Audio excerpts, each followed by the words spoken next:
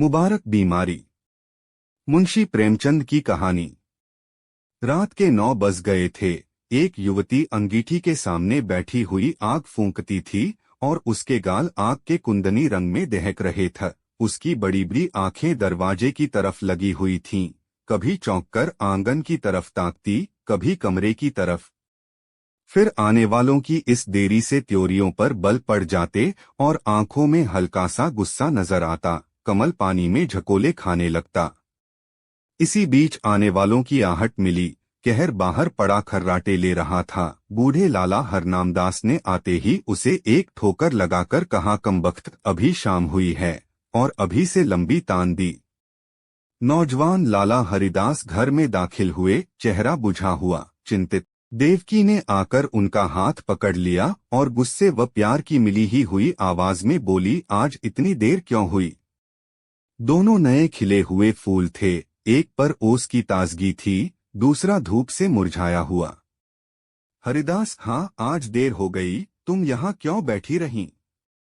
देवकी, क्या करती, आग बुझी जाती थी, खाना न ठंडा हो जाता। हरिदास, तुम जरा से काम के लिए इतनी आग के सामने न बैठा करो, बाज आया गरम खाने से। देवकी, अच्छा, कपड़े तो उतारो, आज इतनी देर क्यों की? हरिदास, क्या बताऊं, पिताजी ने ऐसा नाक में दम कर दिया है कि कुछ कहते नहीं बनता। इस रोज रोज की झंझट से तो यही अच्छा कि मैं कहीं और नौकरी कर लूं। लाला हरनामदास एक आटे की चक्की के मालिक थे। उनकी जवानी के दिनों में आसपास दूसरी चक्की न थी। उन्होंने खूब धन कमाया, मगर अब वह हालत न थी। चक्कियां कीड़े मकोड़ों की तरह पैदा हो गई थीं, नई मशीनों और ईजादों के साथ। उसके काम करने वाले भी जोशीले नौजवान थे, मुस्तैदी से काम करते थे। इसलिए हरनामदास का कारखाना रोज गिरता जाता था। बूढ़े आदमियों को नई चीजों से चिढ़ हो जाती है, वह लाला हरनामदास को भी थी। वह अपनी पुरानी मशीन ही को चलाते थे। किसी किस्म की तरक्की या सुधार को पाप समझते थे, मगर अपनी इस मंदी पर कुढ़ा करते थे। हरिदास ने उनकी मर्जी के खिलाफ कॉलेजिएट शिक्षा प्राप्त की थी और उसका इरादा था कि अपने पिता के कारखाने को नए उसूलों पर चलाकर आगे बढ़ाएं। लेकिन जब वह उनसे किसी परिवर्तन या सुधार का जिक्र करता तो लाला साहब जामे से बाहर हो जाते और बड़े गर्व से कहते, कॉलेज में पढ़ने से तजुर्बा नहीं आता, तुम अभी बच्चे हो, इस काम में मेरे बाल सफेद हो गए हैं, तुम मुझे सलाह मत दो, जिस तरह मैं कहता हूँ काम किए जाओ। कई बार ऐसे मौके आ चुके थे कि बहुत ही छोटे मसलों में अपने पिता की मर्जी के खिलाफ काम करने के जुर्म में हरिदास को सख्त फटकारें पड़ी थीं। इसी वजह से अब वह इस काम में कुछ उदासीन हो गया था और किसी दूसरे कारखाने में किस्मत आजमाना चाहता था, जहां उसे अपने विचारों को अमली सूरत देने की ज्यादा सहूलतें हासिल हों। देवकी ने सहानुभूतिपूर्वक कहा, तुम इस फिक्र में क्यों जान खपाते हो? जैसे वह कहें वैसे ही करो, भला दूसरी जगह नौकरी कर लोगे तो वह क्या कहेंगे? और चाहे वे गुस्से के मारे कुछ न बोलें, लेकिन दुनिया तो तुम्ही को बुरा कहेगी। देवकी नई शिक्षा के आभूषण से वंचित थी। उसने स्वार्थ का पाठ न पढ़ा था, मगर उसका पति अपने अल्मामेटर का एक प्रतिष्ठित सदस्य था। उसे अपनी योग्यता पर पूरा भरोसा था। उस पर नाम कमाने का जोश, इसलिए वह बूढ़े पिता के पुराने ढर्रों को देखकर धीरज खो बैठता था। अगर अपनी योग्यताओं के लाभप्रद उपयोग की कोशिश के लिए दुनिया उसे बुरा कहे तो उसकी परवाह न थी। झुंझलाकर बोला, कुछ मैं अमृत की घड़ियां पीकर तो नहीं आया हूं कि सारी उम्र उनके मरने का इंतजार करूं। मूर्खों की अनुचित टीका टिप्पणियों के डर से क्या अपनी उम्र बर्बाद कर दूं?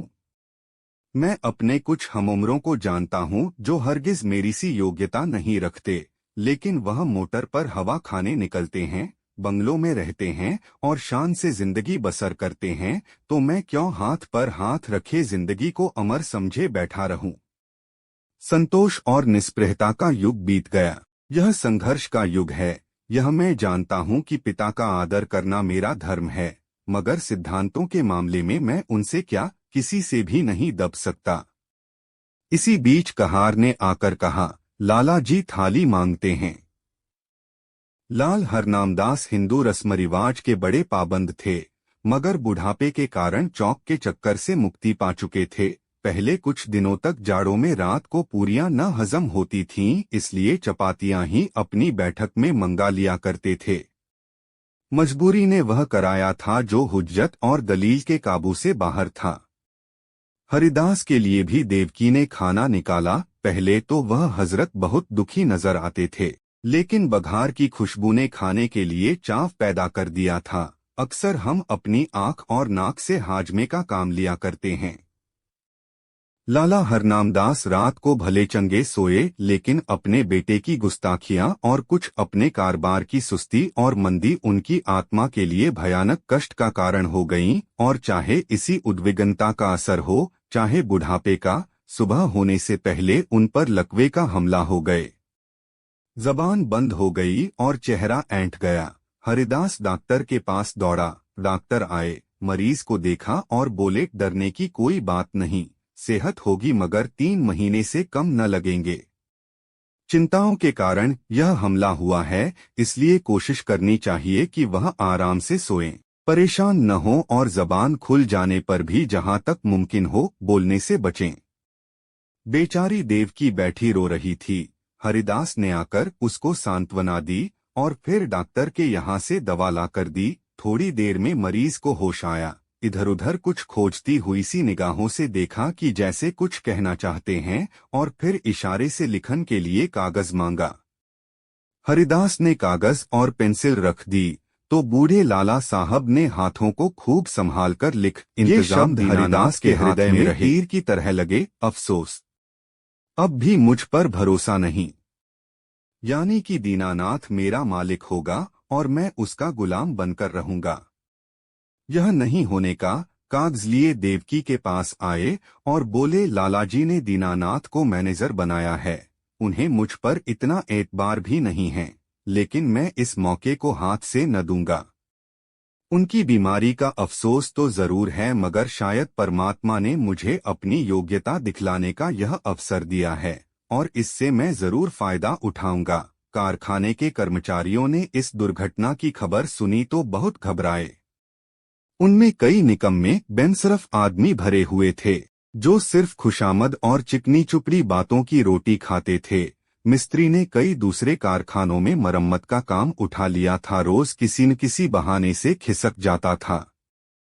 फायरमैन और मशीनमैन दिन को झूठ मूठ चक्की की सफाई में काटते थे और रात के काम करके ओवर टाइम की मजदूरी लिया करते थे। दीनानाथ जरूर होशियार और तजुर्बेकार आदमी था, मगर उसे भी काम करने के मुकाबले में जी हाँ रटते रहने में ज्यादा मजा आता था। लाला हरनामदास मजदूरी देन में बहुत ही लहवाले किया करते थे और अक्सर काटकपट के भी आदी थे। इसी को वह कारोबार का अच्छा उसूल समझाते थे। हरिदास ने कारखाने में पहुंचते ही साफ शब्दों कह दिए कि तुम लोगों को मेरे वक्त में जी लगाकर काम करना होगा।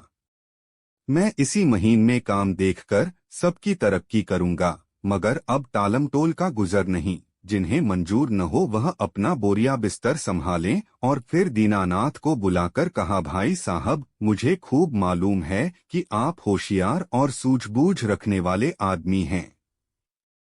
आपने अब तक यहाँ का जो रंग देखा वही अख्तियार किया है, लेकिन अब मुझे आपके तजुर्बे और मेहनत की जरूरत है। पुराने हिसाबों की जांच पड़ताल कीजिए। बाहर से काम मेरा जिम्मा है, लेकिन यहाँ का इंतजाम आपके सुपुर्द है। जो कुछ नफा होगा उसमें आपका भी हिस्सा होगा। मैं चाहता हूँ कि दादा की अनुपस्थिति में कुछ अच्छा काम करके दिखाऊं।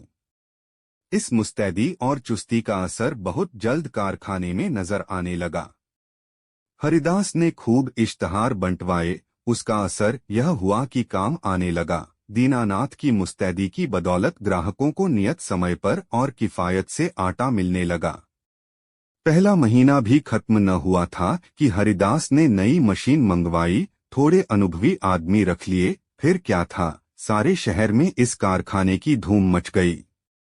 हरिदास ग्राहकों से इतनी अच्छी तरह से पेश आता कि जो एक बार उससे मुआमला करता वह हमेशा के लिए उसका खरीदार बन जाता। कर्मचारियों के साथ उसका सिद्धांत था, काम सख्त और मजदूरी ठीक, उसके ऊंचे व्यक्तित्व का भी स्पष्ट प्रभाव दिखाई पड़ा। करीब करीब सभी कारखानों का रंग फीका पड़ गया। उसने बहुत ही कम नफे पर ठेले ले लिए। मशीन को दम मारने की मोहलत न थी। रात और दिन काम होता था। तीसरा महीना खत्म होते होते उस कारखाने की शक्ल ही बदल गई। हाथे में घुसते ही ठेले और गाड़ियों की भीड़ नजर आती थी। कारखाने में बड़ी चहल पहल थी, हर आदमी अपने अपने काम में लगा हुआ। इसके साथ की प्रबंध कौशल का यह वरदान था कि भद्दी हड़बड़ी और जल्दबाजी का कहीं निशान न था। लाला हरनामदास धीरे धीरे ठीक होने लगे। 1 महीने के बाद वह रुककर कुछ बोलने लगे। डॉक्टर की सख्त ताकीद थी कि उन्हें पूरी शांति की स्थिति में रखा जाए, मगर जब उनकी जबान खुली उन्हें एक दम को भी चैन न था। देवकी से कहा करते, सारा कारोबार मिट्टी में मिल जाता है। यह लड़का मालूम नहीं क्या कर रहा है, सारा काम अपने हाथ में ले रखा है। मैंने ताकीद कर दी थी कि दीनानाथ को मैनेजर बनाना, लेकिन उसने जरा भी परवाह न की। मेरी सारी उम्र की कमाई बर्बाद हुई जाती है। देवकी उनको सांत्वना देती कि आप इन बातों की आशंका न करें, कारोबार बहुत खूबी से चल रहा है और खूब नफा हो रहा है। पर वह भी इस मामले में तूल देते हुए डरती थी कि कहीं लकवे का फिर हमला न हो जाए। वहां कहकर टालना चाहती थी। हरिदास जो ही घर में आता, लालाजी उस पर सवालों की बौछार कर देते, और जब वह टालकर कोई दूसरा जिक्र छेड़ देता तो बिगड़ जाते और कहते, जालिम, तू जीते जी मेरे गले पर छुरी फेर रहा है, मेरी पूंजी उड़ा रहा है। तुझे क्या मालूम कि मैंने एक एक कौड़ी किस मशक्कत से जमा की है। तूने दिल में ठान ली है कि इस बुढ़ापे में मुझे गलीगली ठोकर खिलाए, मुझे कौड़ी कौड़ी का मुहताज बनाए। हरिदास फटकार का कोई जवाब न देता, क्योंकि बात से बात बढ़ती है। उसकी चुप्पी से लाला साहब को यकीन हो जाता कि कारखाना तबाह हो गया। एक रोज देवकी ने हरिदास से कहा, अभी कितने दिन और इन बातों का लालाजी से छिपाओगे। हरिदास ने जवाब दिया, मैं तो चाहता हूं कि नई मशीन का रुपया अदा हो जाए तो उन्हें ले जाकर सब कुछ दिखा दूं। तब तक डॉक्टर साहब की हिदायत के अनुसार 3 महीने पूरे भी हो जाएंगे। देवकी, लेकिन इस छिपाने से क्या फायदा, जब वे आठों पहर इसी की रट लगाए रहते हैं। इससे तो चिंता और बढ़ती ही है, कम नहीं होती। इससे तो यही अच्छा है कि उनसे सब कुछ कह दिए जाए। हरिदास, मेरे कहने का तो उन्हें यकीन आ चुका। हाँ, दीनानाथ कहें तो शायद यकीन हो। देवकी, अच्छा तो कल दीनानाथ को यहाँ भेज दो, लालाजी उसे देखते ही खुद बुला लेंगे। तुम्हें इस रोज रोज की डांट फटकार से तो छुट्टी मिल जाएगी।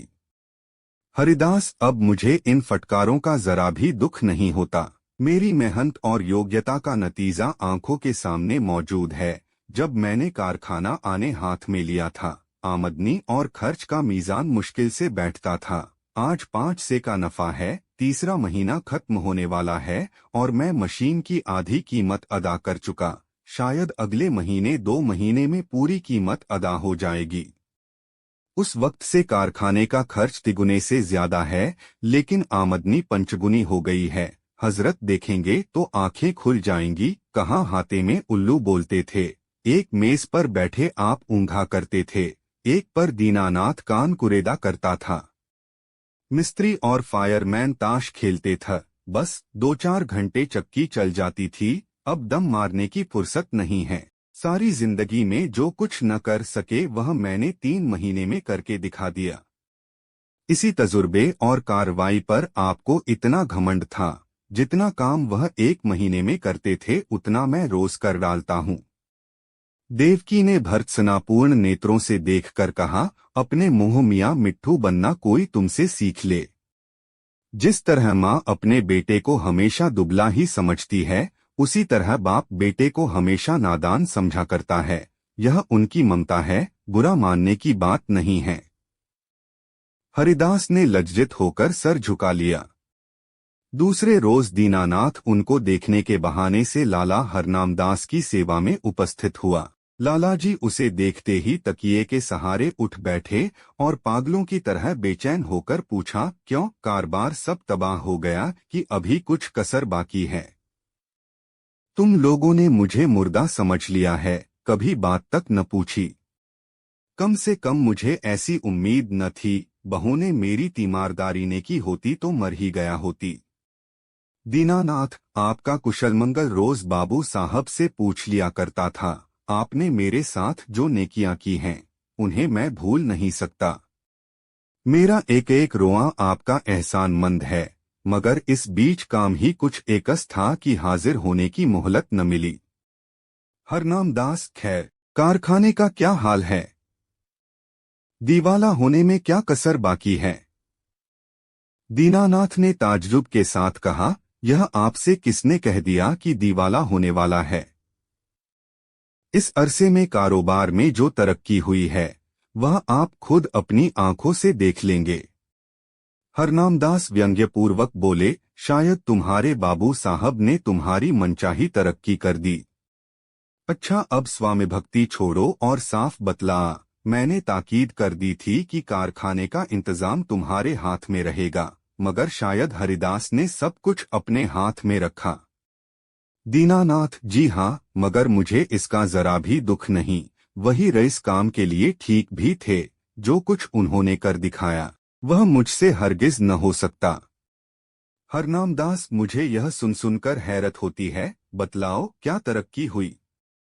दीनानाथ, तफसील तो बहुत ज्यादा होगी, मगर थोड़े में यह समझ लीजिए कि पहले हम लोग जितना काम एक महीने में करते थे, उतना अब रोज होता है। नई मशीन आई थी, उसकी आधी कीमत अदा हो चुकी है। वह अक्सर रात को भी चलती है। ठाकुर कंपनी का 5,000 मन आटे का ठेका लिया था, वह पूरा होने वाला है। जगतराम बनवारीलाल से कमसरियट का ठेका लिया है, उन्होंने हमको 500 बोरे माहवार का बयाना दिया है। इसी तरह और फुटकर काम कई गुना बढ़ गया है। आमदनी के साथ खर्च भी बढ़े हैं। कई आदमी नए रखे गए हैं। मुलाजिमों को मजदूरी के साथ कमीशन भी मिलता है, मगर खालिस नफा पहले के मुकाबले में चौगुने के करीब है। हरनामदास ने बड़े ध्यान से यह बात सुनी। वह गौर से दीनानाथ के चेहरे की तरफ देख रहे थे। शायद उसके दिन में बैठकर सच्चाई की तह तक पहुंचना चाहते थे। संदेहपूर्ण स्वर में बोले, दीननाथ, तुम कभी मुझसे झूठ नहीं बोलते थे, लेकिन तो भी मुझे इन बातों पर यकीन नहीं आता, और जब तक अपनी आंखों से देख न लूंगा, यकीन न आएगा। दीनानाथ कुछ निराश होकर विदा हुआ। उसे आशा थी कि लाला साहब तरक्की और कारगुजारी की बात सुनते ही फूले न समाएंगे और मेरी मेहनत की दाद देंगे। उस बेचारे को न मालूम था कि कुछ दिलों में संदेह की जड़ इतनी मजबूत होती है कि सबूत और दलील के हमले उस पर कुछ असर नहीं कर सकते, यहाँ तक कि वह अपनी आंख से देखने को भी धोखा या तिलिस्म समझता है। दीनानाथ के चले जाने के बाद लाला हरनामदास कुछ देर तक गहरे विचार में डूबे रहे और फिर यकायक कहार से बग्घी मंगवाई, लाठी के सहारे बग्घी में आ बैठे और उसे अपने चक्की घर चलने का हुक्म दिया। दोपहर का वक्त था। कारखानों के मजदूर खाना खाने के लिए गोल के गोल भागे चले आते थे, मगर हरिदास के कारखाने में काम जारी था। बग्घी हाथे में दाखिल हुई। दोनों तरफ फूलों की कतारें नजर आईं। माली क्यारियों में पानी दे रहा था। ठेले और गाड़ियों के मारे बग्घी को निकलने की जगह न मिलती थी। जिधर निगाह जाती थी, सफाई और हरियाली नजर आती थी। हरिदास अपने मुहर्रिर को कुछ खतों का मसौदा लिखा रहा था कि बूढ़े लालाजी लाठी टेकते हुए कारखाने में दाखिल हुए। हरिदास फौरन उई खड़ा हुआ और उन्हें हाथों से सहारा देते हुए बोला, आपने कहला क्यों न भेजा कि मैं आना चाहता हूँ, पालकी मंगवा देता, आपको बहुत तकलीफ हुई। यह कहकर उसने एक आराम कुर्सी बैठने के लिए खिसका दी। कारखाने के कर्मचारी दौड़े और उनके चारों तरफ बहुत अदब के साथ खड़े हो गए। हरनामदास कुर्सी पर बैठ गए और बोरों के छत चूमने वाले ढेर पर नजर दौड़ाकर बोले, मालूम होता है दीनानाथ सच कहता था।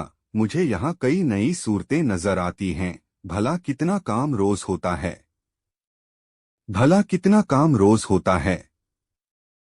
हरिदास, आजकल काम ज्यादा आ गया था, इसलिए कोई 500 मन रोजाना तैयार हो जाता था, लेकिन औसत 250 मन का रहेगा। मुझे नई मशीन की कीमत अदा करनी थी, इसलिए अक्सर रात को भी काम होता है। हरनामदास, कुछ कर्ज लेना पड़ा। हरिदास, एक कौड़ी नहीं, सिर्फ मशीन की आधी कीमत बाकी है।